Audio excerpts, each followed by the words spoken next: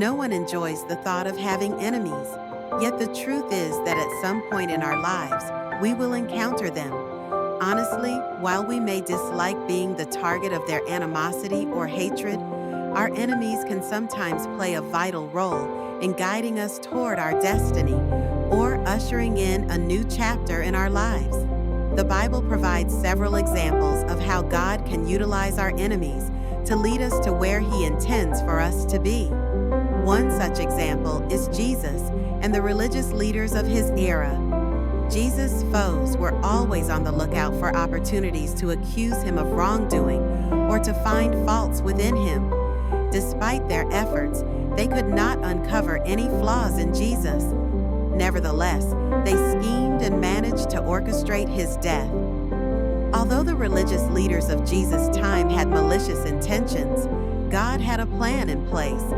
While the Pharisees, scribes, and even Judas conspired against Jesus, God transformed their plot into a means for Jesus to fulfill His destiny, becoming the sacrificial lamb who was slain for the forgiveness of sins. Consequently, this act of betrayal ultimately resulted in redemption and salvation for everyone.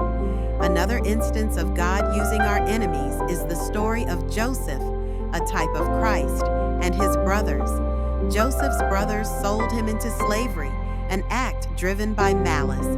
Still, God ultimately turned this situation around to elevate Joseph to a position of power and save his family from famine. Even though Joseph's brothers betrayed him, he eventually understood the purpose behind it all.